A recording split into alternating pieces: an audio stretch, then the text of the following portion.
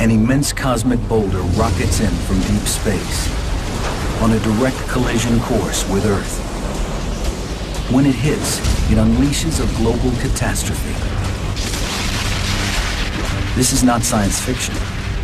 It happened 65 million years ago.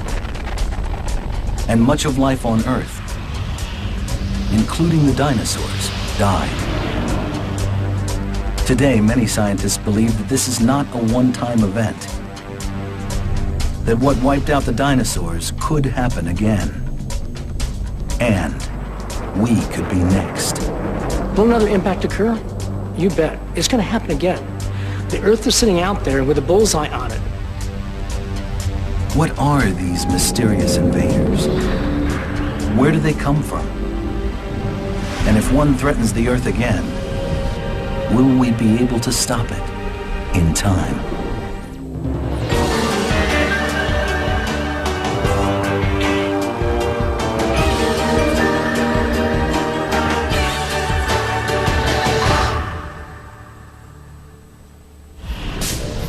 We think of comets as some of the heaven's more spectacular pieces of eye candy, and most are benign, orbiting harmlessly around the sun.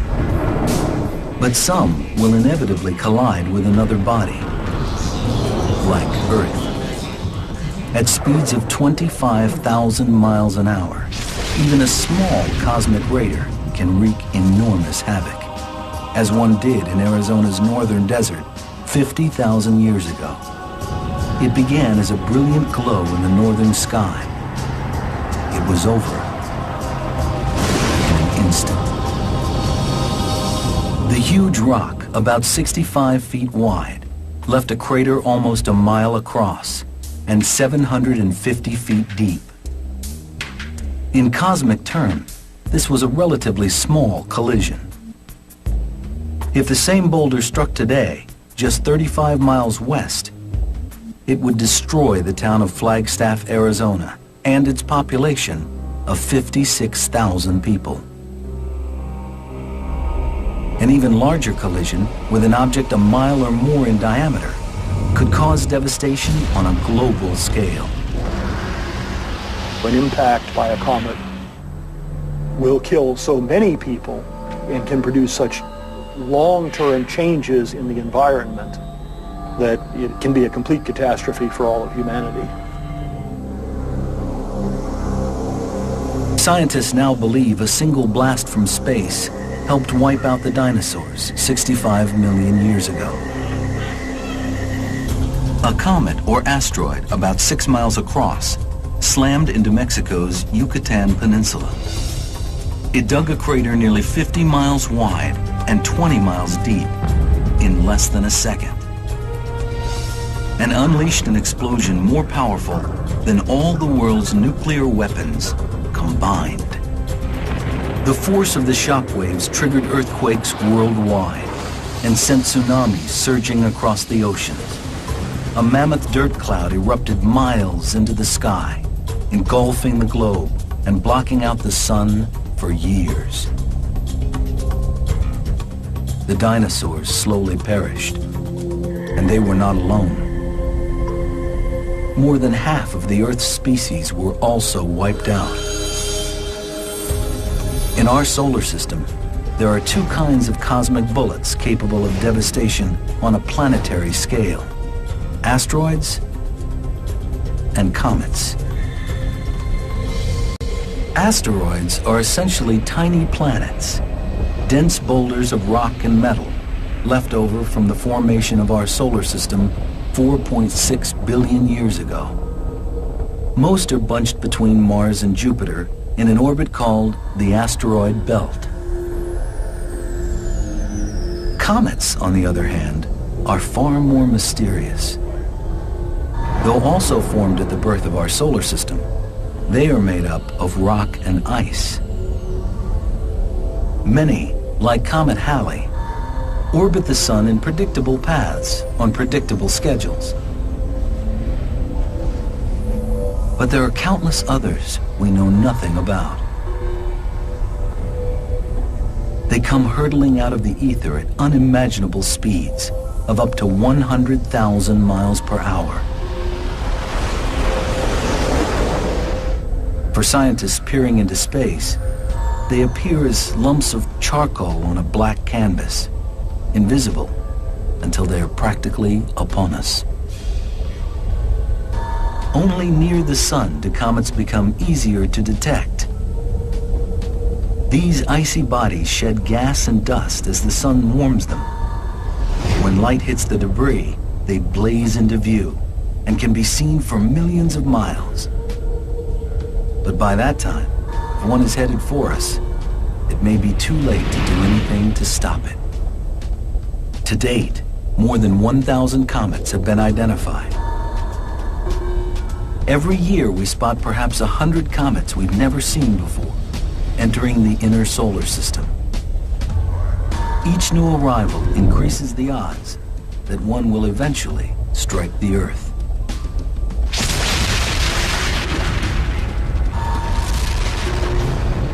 The Earth is in a cosmic shooting gallery. We get hit by pieces of comets and asteroids of all size, and the big ones certainly pose a very real threat. It's only a matter of time before the comet is in the same place as the Earth. Giant pockmarks all over our planet testify to past assaults. And these collisions may be more frequent than we like to think. The latest happened a little more than a century ago. In 1908, a massive explosion rocked Tunguska in Russia's remote region of Siberia. Eyewitnesses described a flying star with a fiery tail. The sky opened to the ground, and a fire brighter than the sun poured out. Whether an asteroid or a comet, it collided with the Earth's dense atmosphere at such a high rate of speed, the friction caused it to explode in midair. It blew up 5 miles above the surface of the Earth, creating this huge explosion and lit up the atmosphere for days. You could actually read in Europe at night. The Tunguska blast, as we now call it, was bigger and more powerful than the eruption of Mount St. Helens. It left no telltale crater, but it did flatten a forest of millions of trees over hundreds of square miles, an area bigger than that of Washington, D.C. If that would have happened over a metropolitan area, it would have just wiped out the population for thousands of square kilometers around the impact site. To astronomers, Tunguska was a near miss, a relatively minor impact. A major impact from a comet would have devastating effects. Imagine the following scenario. Scientists have spotted a 2-mile-wide comet on a collision course with Earth. It's too late to stop it. The first thing you'll know is when the sky lights up and the ground shakes. Brilliant meteors streak across the sky as the giant comet's debris strikes the Earth's atmosphere. Forests catch fire, ignited by the superheated air. When the comet hits, the blast kicks up millions of tons of fiery rock and dirt. The airborne debris blankets the planet and blocks out the sun. Day turns to permanent night, bringing freezing temperatures and year-round winter. It takes more than a year for the dust to settle and sunlight to filter through the clouds. When it does, the Earth starts to warm quickly. Elevated levels of gases created by the fires turn the planet into a sweltering greenhouse. Millions of species of living things that survived the earlier cold cannot take the heat. They die. It takes thousands of years for life on Earth to recover. How great are the odds a comet will strike the Earth? Will another impact occur? You bet. It's going to happen again. The Earth is sitting out there with a bullseye on it. The chances of a major impact in our lifetimes may be slim, perhaps on the order of 1 in 100,000.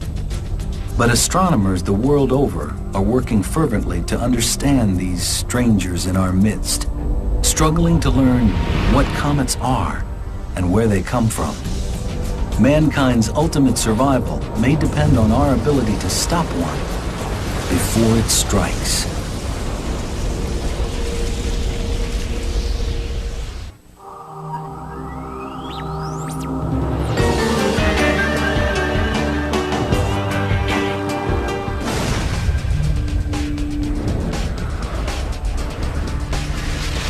Scientists have been gaining a deeper understanding of comets and the level of threat they pose to planet Earth.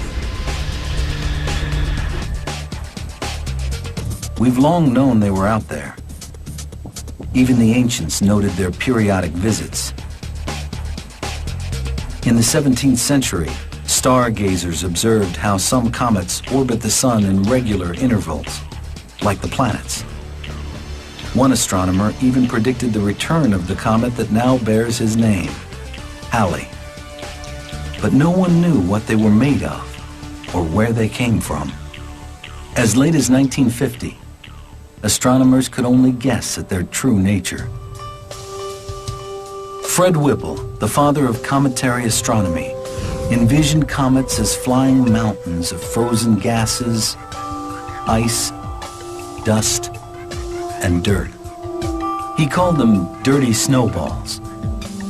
He theorized that as comets neared the sun, they shed dust and gas as their ice vaporized, forming their signature tails. It wasn't until the 1980s that astronomers were able to test Whipple's theories by approaching these speeding ice balls. What they discovered surprised them.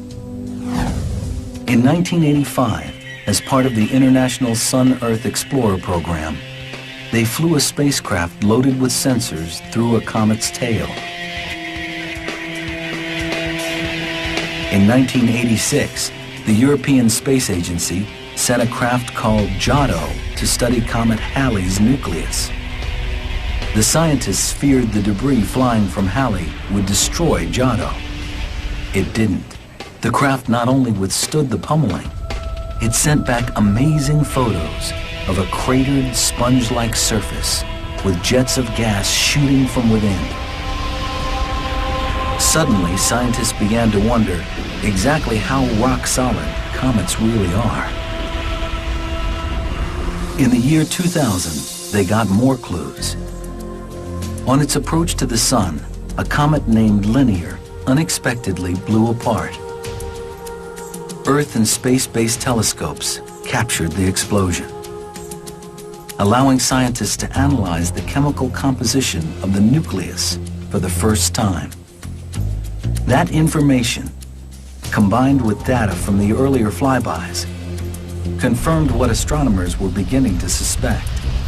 Comets are not ice hard. They are surprisingly fluffy, porous, and fragile. Johns Hopkins University's Hal Weaver simulates the comet's unexpected makeup. Okay, we're going to make one of the most primitive objects in the solar system, a cometary nucleus. These cotton balls are just barely held together. One of them just fell off. And as comets pass through the inner solar system, they get heated up. And sometimes these little cotton balls just fly off and break apart. Comets consist primarily of chunks of water, dirt, ammonia, and carbon, molasses in this experiment. They are permeated throughout with frozen gas, what we know as dry ice. As comets near the sun, the ice vaporizes, releasing gas and dust that form the characteristic tail. You see the ice subliming, going directly from the solid phase to the vapor phase. This is exactly what happens when a comet is going around the sun. It doesn't look like your original concept of a comet, does it? But it's a single solid object. You can see active regions on the surface bubbling up. We get activity only on specific spots for a lot of the comets. And as they fly by through the inner solar system and heat up, sometimes chunks just drop off.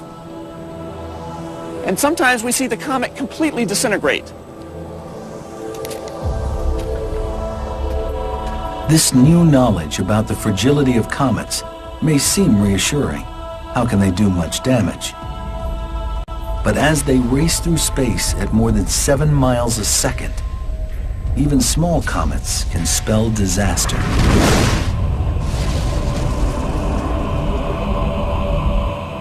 Donald Yeomans studies comets for NASA's Jet Propulsion Laboratory. Well, they are fragile, and you could break them apart with your hands perhaps, but they're huge. You know, they're 10 miles in diameter, and so it doesn't really matter that they're fragile. They're so big that they've got a lot of mass, and it's mass and velocity that's important when they hit.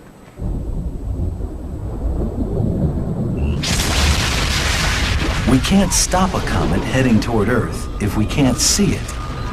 But that's another mystery plaguing scientists.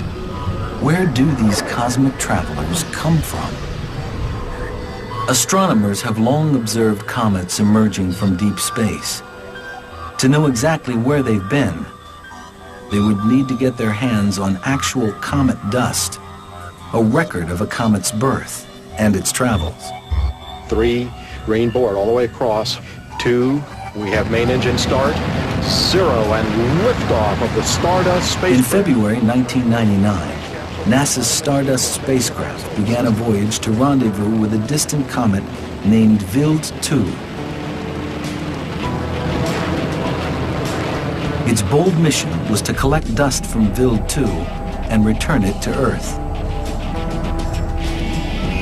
Nearly 4 years and 2 billion miles later, it finally caught up with its quarry. By raising a giant gel-filled petri dish, roughly 1 foot in diameter, it collected more than 1,000 samples as it sped by the comet at over 13,000 miles an hour.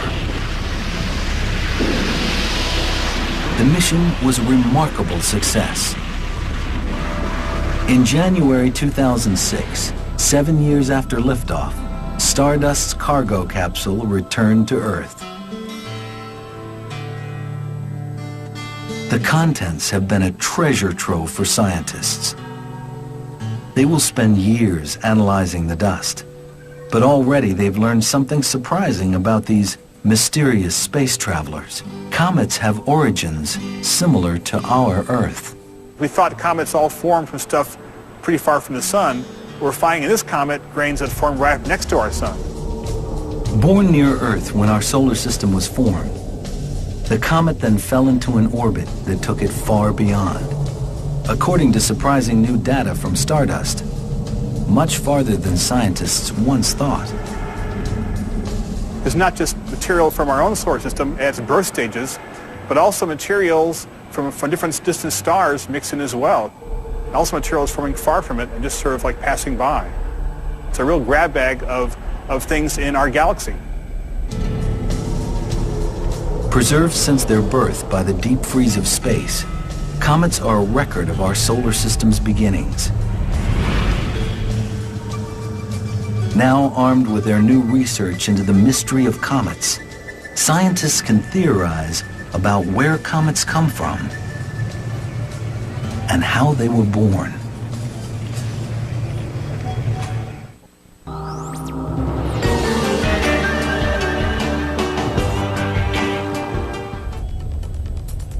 The story of the comet's origins begins 4.6 billion years ago. Our solar system is in the midst of a fitful birth. In the center, a cloud of gas and dust begins to contract into an immense disk. The disk's powerful gravity sucks masses of matter inward. Pressures and temperatures soar until the enormous dense ball ignites, its gases and matter imploding in nuclear fusion. A star, our sun, is born. Left to orbit the newborn sun is a fog of debris. The fragments careen into one another and clump together into celestial dust balls. Over millions of years, these monster clumps grow larger as they orbit the sun, until they form an array of planets including our Earth. But some dust balls, future comets, do not merge and condense into planets. A billion or more slowly gravitate to an orbit between Neptune and Pluto, a region called the Kuiper Belt. Trillions of others are exiled partway to the next star, to a nebulous realm called the Oort cloud, hurled outward by the gravitational fields of large planets like Jupiter. They have elliptical orbits that vary greatly. You've got the Kuiper Belt region of comets, and they're mostly compressed into a plate-like distribution. But in the Oort cloud, which is 1,000 times further out, they're in a veritable cloud. So you've got objects in this kind of an orbit, this kind of an orbit, that kind of an orbit. They're coming in from the outermost edge of the solar system. Amazingly, astronomers did not confirm the Kuiper Belt's existence until 1992, even though it is part of our solar system. Today, they believe the Kuiper Belt is the outer range of comets with the most stable orbits, those that enter the inner solar system every 3 to 200 years. The best known of these, Halley, returns every 76. But it is the second region, the Oort cloud, 2 light years away, that troubles scientists most. Scientists believe an occasional disruption, like a change in a star's gravitational field, will eject a comet from this cloud. It can then fall under the gravitational pull of our own sun and start a journey toward our inner solar system, taking thousands of years. Scientists have no way to predict when these comets will appear, and they can come from any direction. One may already be on a collision course with Earth. In 1997, the world awakes to a comet secretly entering our solar system. 2 amateur astronomers spot an unknown intruder near Jupiter, more brilliant than any they've seen before. Dubbed Hale-Bopp after its discoverers, it was a visitor from the Oort cloud, on its first journey around the sun in almost 5,000 years. As it warmed and its frozen innards vaporized, Hale-Bopp grew dazzlingly bright. Its thick tail reflected the sun's rays in all directions. The comets we most often see are little more than asteroids. Their gas and loose dust burned off in their frequent jogs around the sun. But comets like Hale-Bopp, just out of the Oort cloud's deep freeze, have plenty of ice and dust to shed. They've got water ice, they've got carbon dioxide ice, dry ice, they've got carbon monoxide ice, and all of these ices are much more volatile than water. So when they get in the inner solar system, they go nuts. Fortunately, we could marvel without fear at Hale-Bopp's glorious moment in the sun. It sailed by unobstructed, 122 million miles from Earth, just a bit farther away than our sun. But what if it had been on a collision course with our planet? When detected, Hale-Bopp was less than 2 years' journey from Earth. Perhaps not enough time for us to stop it. If we could track comets in advance and plot their orbits, we'd likely have many years of warning if the orbits veered toward us.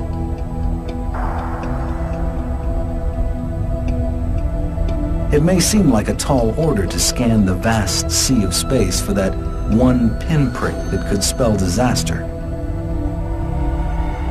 But that's exactly what astronomers are doing. In 1992, the U.S. government launched an aggressive program to analyze the threat comets and asteroids pose to Earth. It's called the Space Guard Survey. Today, scientists all over the world are involved in the painstaking process. They point their telescopes at a single region of the sky and take periodic snapshots. Then they line up the images, looking for anything that moves from frame to frame. We are looking first for the larger asteroids and comets, the ones a mile or so in diameter, and eventually we'll extend it to the smaller ones. Scientists estimate our solar system has about 1,100 comets and asteroids that are half a mile in diameter. So far, searchers have identified over 700 of them. And those are just the giants that could do apocalyptic damage. We may never be able to locate every threat. There could be millions of comets and asteroids that measure 300 feet or so, the length of a sports field. That's more than 3 times the size of the rock that slammed into Arizona 50,000 years ago. Still, telescopes are a first line of defense against what could be a major disaster for our planet.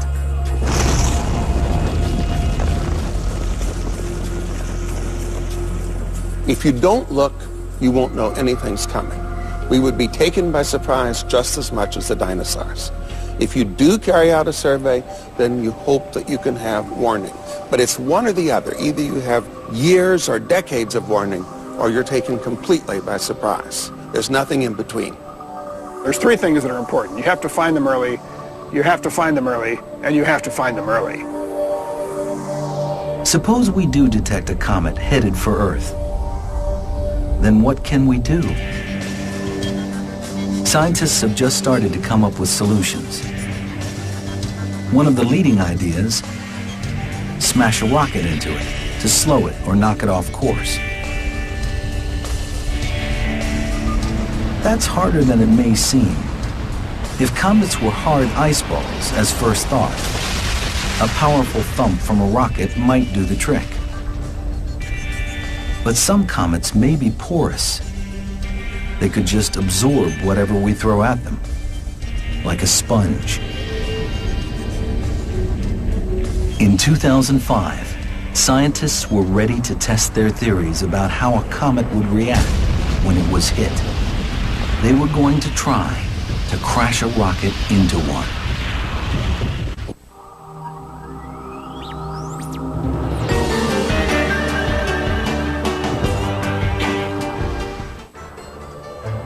At the dawn of the 21st century, after puzzling over the mystery of comets for 200 years, astronomers are ready to launch their most ambitious experiment yet. They call it Deep Impact. They are going to see what happens when a spacecraft slams violently into a comet at 23,000 miles an hour. Deep Impact's primary goal is to peer inside a comet. That inner material has remained relatively unchanged since the solar system was formed and could provide clues about the solar system's beginnings. But astronomers also hope to gather ideas about how to stop a comet heading toward us. Deep Impact began here at NASA's Vertical Gun Range in Mountain View, California, where it was the job of Dr. Pete Schultz and his team to figure out what the comet would do when it was hit. This particular instrument allows us to fire a small sphere, about a 1/4 inch, at speeds that are maybe 6 or 7 times the speed of a rifle bullet. This whole assembly rotates up to an elevation where the gun is basically 3 stories high. This allows us to send the projectile through different openings in the chamber so that we can impact a flat surface at different angles.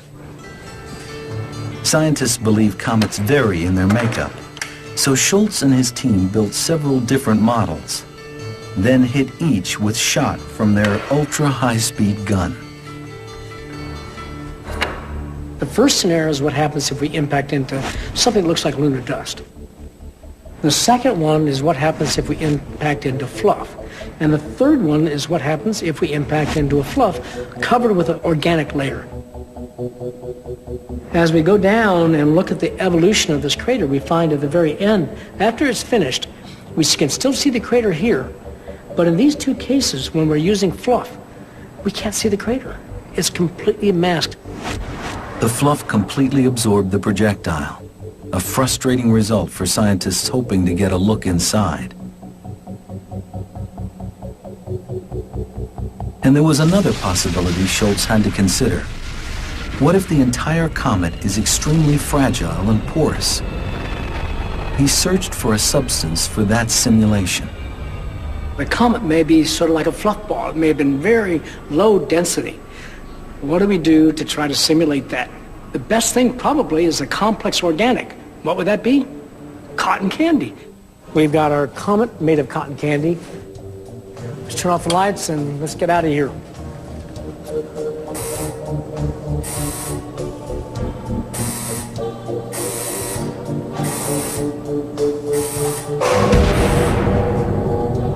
The projectile soars right through the comet, but the force shatters it.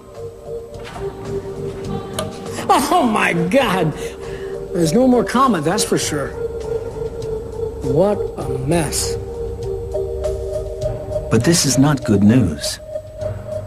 A shattered comet can be even more dangerous than an intact one. The pieces tend to remain on the same path, turning one projectile into many.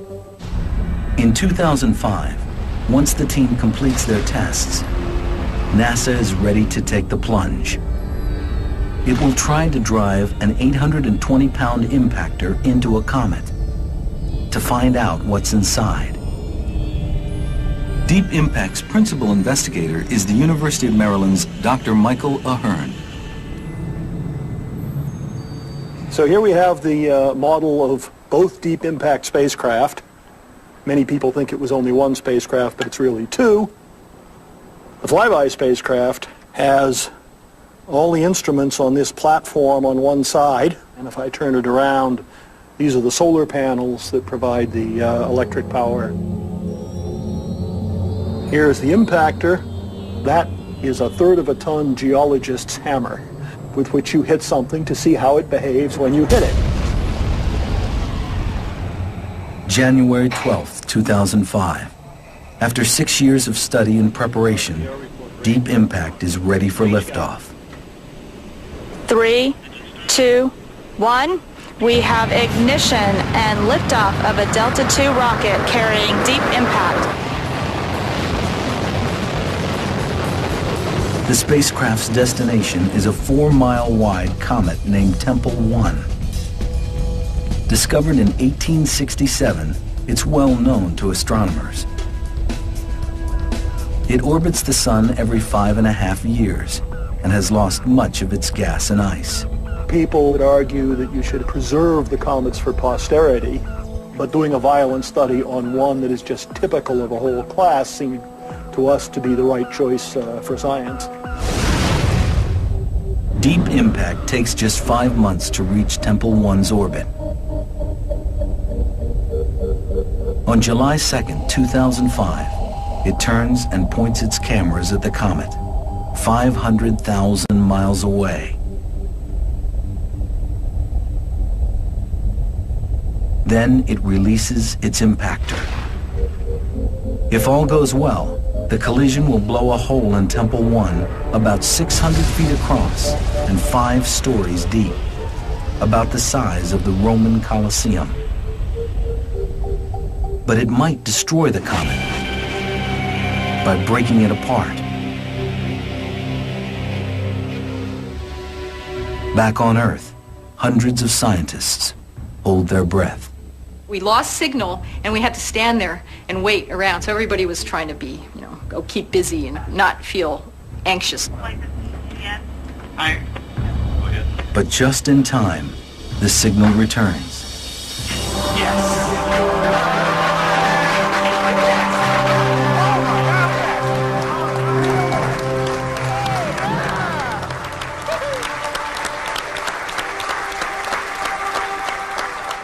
The energy went in, bounced back, and drew out all this material from beneath the surface, which was then exposed out in space into sunlight.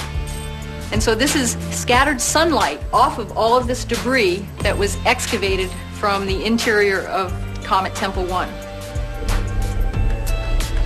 The half-mile-wide comet and NASA's 820-pound craft have collided at 23,000 miles an hour. The explosion is equal to nearly 5 tons of TNT. It completely vaporizes the impactor, and it kicks up far more dust than anyone expects.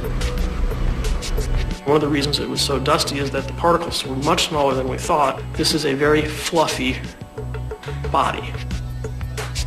The amount of dust is a telltale clue to the comet's makeup. Tempel 1, at least on the surface, contains far less ice than scientists expected. There was no way that there were large blocks of ice anywhere or rock. And that really is helping us formulate how did these comets get put together? How did they break up? This is the first data we've ever had. So in that sense, it's revolutionary. Analysis of the dust showed molecules containing carbon, organic material. So it's plausible that comets could have brought such material to Earth early in its history. A return mission is planned to take another look.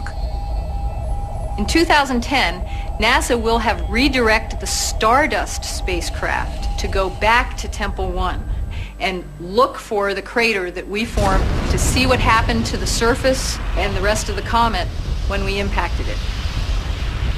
Scientists hope to learn something else from deep impact.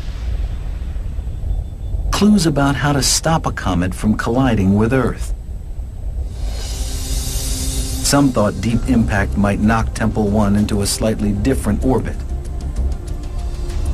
But the comet has continued on exactly the same path as before. It was a secondary objective of the deep impact mission to come up with a plan to mitigate an impact if we had to. Did we figure out what it would take to move a comet out of an orbit that was intersecting the Earth? We didn't figure out enough. Despite the inconclusive results, many still consider deep impact the best model for stopping a rogue comet. The key will be to send a larger spacecraft and to hit the comet much harder. Let's assume that this is the cometary nucleus. One way of slowing it down and having it miss the Earth in 20 or 30 years' time is to simply run into it. Bam. If that doesn't work, do it again. If that doesn't work, do it again. But some think we'll need a more radical approach. One plan calls for detonating a nuclear warhead near a comet to nudge it onto a different path. Controversial proposal because of the unknown consequences of releasing radiation in space. Others have called for drilling into the nucleus and setting off a blast inside. But as we've seen, this has the danger of turning one deadly projectile into many. The pieces could continue on the same orbit, and like the blast from a shotgun, wreak destruction over a wider area. Some have proposed less violent yet equally intriguing solutions. They suggest putting lasers on the moon, where the Earth's atmosphere would not deflect them. The lasers could bore into a comet and melt its icy glue. We might even hitch a spacecraft to a comet and tow it out of our way. Whatever the solution, all ideas remain on the drawing board. If a comet is on a collision course, we may not be able to do anything. Even if we could tell tomorrow that something is headed our way, we don't necessarily have the means right now to protect ourselves. For one day, we might look to the heavens and find the comet with our number on it, headed our way.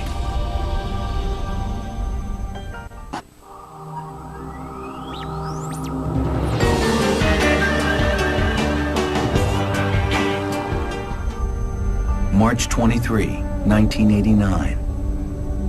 A half-mile wide asteroid is about to cross Earth's orbit. It arrives just 6 hours after the blue planet has passed by. This is the equivalent of two airplanes missing each other by seconds. Humanity collectively should fear them because they do hit the Earth. But while comets can be emissaries of death, we're learning that surprisingly, they can also be agents of rebirth. In the turmoil of the early solar system, millions, if not trillions of comets and asteroids pelted the primordial Earth. The massive collisions turned matter molten, peeled back the planet's crust, and sparked firestorms that engulfed the globe.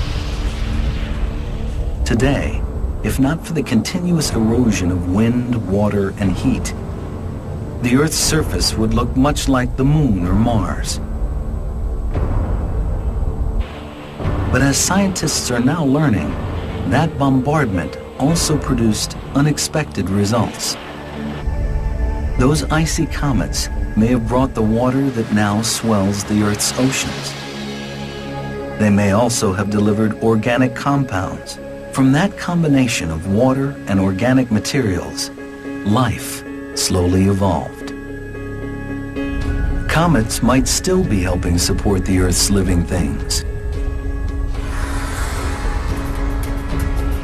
Galactic snowballs are regularly drumming Earth's atmosphere, millions of times a year. Some scientists say the ice balls, some as big as houses, disintegrate when they hit the atmosphere. But they leave behind fleeting clouds of water vapor, sustenance for life below. New York University's Dr. Michael Rampino takes the theory one step further. He believes the Earth endures a cosmic assault like the one that helped form it every 30 million years. Each barrage heralds a new cycle of death and new life. It's called the Shiva hypothesis, after the Hindu god of destruction and creation. So there was a period when there was a real reduction in the forms of life, and that's followed by an explosion of life, because whatever survives can fill in all the environmental niches that were opened up by the extinctions of the organisms that used to fill those niches. According to the Shiva hypothesis, the cycle will begin again in about 25 million years, when another barrage from above will cause a global catastrophe and mass extinctions. It's a controversial idea. Most scientists don't see solid evidence of periodic, not to mention predictable, bombardments. And no one has been able to explain why such periodic impacts would occur. Now, there has been suggestions that these impacts are periodic on the order of 30 million years or so.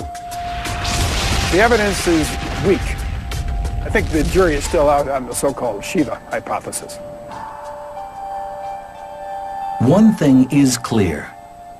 There's much more we need to learn about comets. One experiment that hopes to add new information about their life-giving properties is already underway. A brainchild of the European Space Agency, the Rosetta mission will land a spacecraft on a comet for the first time.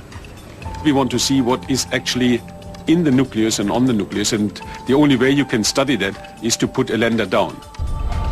Rosetta left Earth in 2004. In 2014, it will rendezvous with comet Churyumov-Gerasimenko. As it follows the comet toward the sun, it will send a mini laboratory to its surface. The lander will drill into the nucleus and extract samples. Then it will analyze them. We didn't bring the sample back to the Earth, to the laboratory. We bring the laboratory to the comet and study it there. Rosetta will be a big step toward learning whether comets could have jump-started life on Earth billions of years ago.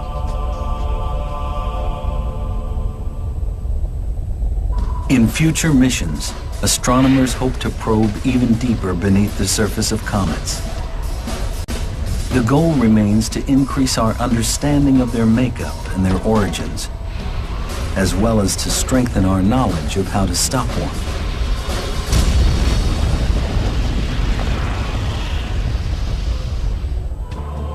But the next time a comet blazes across the sky, we can look at it in a whole new light. Not simply as a harbinger of death, but as a potent instrument in the evolution of life.